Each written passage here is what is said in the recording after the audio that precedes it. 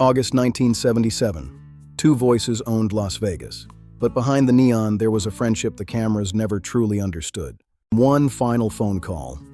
A call Tom Jones has spent decades being asked about, and one that still haunts the final hours of the king. Elvis Presley died on a Tuesday, but Tom Jones was the last friend he called that weekend. The world lost a legend, but Tom lost a peer. A brother in arms in a war only they were fighting. This is the untold story of the bond between two kings, and the final conversation that changed everything. It began in 1965. Tom Jones was the new sensation, a powerhouse from the valleys of Wales who had just conquered the charts. He was on the lot to talk about a film theme, but he didn't realize he was about to meet the man who defined the era. Elvis didn't just walk up. He started quoting Tom's own record back to him. "With these hands," he sang, grinning at the young singer. He had been watching. He had been listening. Elvis knew exactly who Tom Jones was before they ever shook hands. For Tom, it was a moment of pure validation. The man he had idolized was now standing before him, acknowledging him as an equal. That handshake was the start of a brotherhood, a connection that would span over a decade of triumphs and tragedies. They spent hours talking that first day, not about fame, but about the music, about the roots of rock and roll and the power of the voice. They were both outsiders who had conquered the center of the world. They shared a language of performance that few others could speak. By the time the sun set over Hollywood, they knew they weren't just colleagues. They were friends in a world where true friendship was rare. By the late 60s, the battleground shifted to Las Vegas. The City of Lights became the backdrop for their deepest connection. While the world saw the capes and the jumpsuits, the real story was happening behind closed doors, in the quiet hours after the shows. They were the kings of the desert. Two titans who owned the night but found their solace in each other's company. Those who were there said the dressing room wasn't for parties. It was for the music that grounded them, specifically gospel. They would sing gospel until dawn, not for an audience but for each other, searching for the soul beneath the celebrity. The world was outside, but in that room it was just two men and the songs that had raised them, a return to their roots. Elvis found peace in those harmonies. With Tom, he didn't have to be the king. He could just be a man who loved to sing. Tom pushed him. They challenged each other, finding new depths in old hymns. It was a creative communion that recharged them both. Those who overheard these sessions described them as spiritual, a raw, unvarnished expression of their shared passion. It was in these moments that the fame evaporated. They were just two friends, bound by a love for the music that had saved them. In those dawn sessions, Tom saw a side of Elvis the world never did, a man who was as vulnerable as he was iconic. Gospel was their foundation. It was the music of their youth, the music that gave them the strength to face the madness. Between the songs, they shared stories of their struggles. Elvis spoke of the crushing loneliness that comes with being a god to millions. They were inseparable during those Vegas stints. If one was in town, the other was always close by, usually in the front row or the booth. It was a brotherhood forged in the fires of fame, a mutual understanding that required no explanation. They just got it. They were the anchors for each other in a city that could easily sweep you away. A shared reality in a world of illusions. They were the only ones who knew what it felt like to be the center of that whirlwind, a shared secret in a city of noise. Elvis would sit in the booth, hidden from the crowd, studying Tom's stage moves. He was fascinated by Tom's raw physicality. He'd watch the hip movements, the vocal delivery, taking mental notes for his own shows. It wasn't competition. It was mutual respect. Two masters of the stage, each learning from the other's unique power. Elvis would sit in the booth, hidden from the crowd, studying Tom's stage moves. He was fascinated by Tom's raw physicality. "You've got the fire, Tom," he'd say. And Tom would just smile, knowing the fire was a gift they both shared. Elvis specifically admired Tom's vocal control, the way he could go from a whisper to a roar without losing the core of the note. They would talk for hours about breathing techniques and the physical toll of singing 3-hour sets night after night.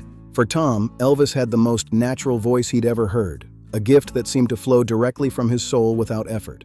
Then there were the lighter moments, the karate demonstrations. Elvis would show off his black belt moves until the room erupted in laughter. He'd even show Tom how to incorporate karate poses into stage moves, a blend of martial arts and showmanship that became iconic.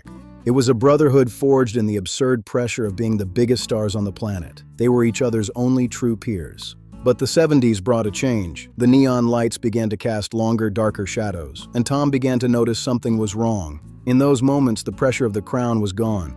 They were just two guys, laughing at the absurdity of it all. Elvis would later incorporate some of those moves into his own performances, a silent homage to the friend he admired so much. He wanted Tom to feel that same discipline. He'd spend hours teaching him the philosophy behind the moves, not just the physical action. The vitality was being drained from him. Tom saw the exhaustion in his eyes, the physical decline that the public was starting to notice. They were each other's confidants, the ones they could call when the weight of the world felt too heavy to bear alone. The world was changing, a new era of music was rising, and the titans of the 60s were facing a different kind of pressure. The world was changing, a new era of music was rising, and the titans of the 60s were facing a different kind of pressure. Elvis felt the passage of time more acutely than most. He was the king, but he was also a man who was growing tired of the throne. They both felt the weight of the years, the transition from the young rebels of the 50s to the elder statesmen of the Vegas showrooms. For Tom, the crown was a responsibility he could handle. For Elvis, it was becoming a burden that was slowly crushing him. But as the mid-70s arrived, the laughter grew forced. Tom watched up close as the king began to fade under the weight of his own myth. He saw the toll the pills and the isolation were taking.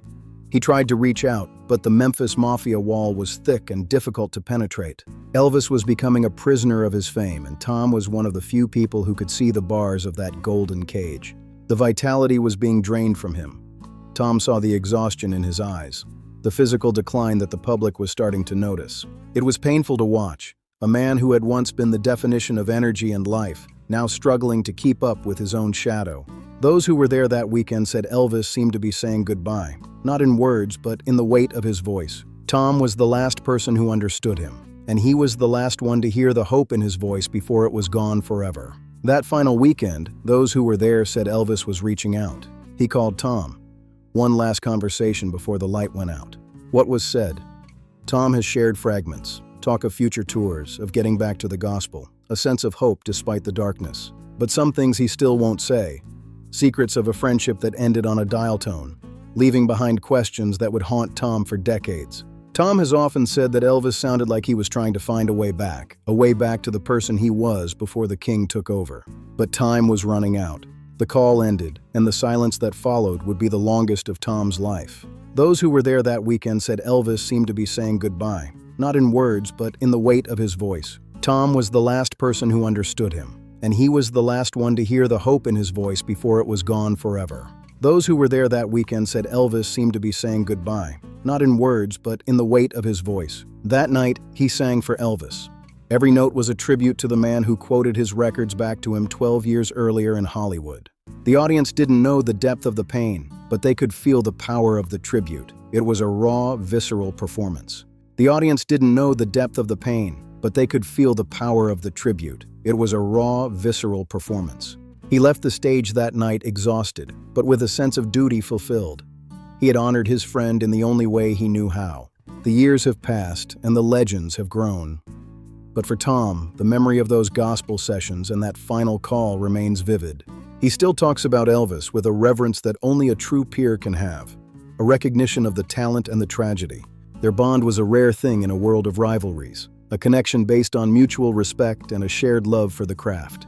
The city has changed, but the echoes of their friendship still linger in the halls of the great showrooms, a story of two kings. It was a brotherhood that the cameras never truly understood, a story of two kings and one final tragic Tuesday.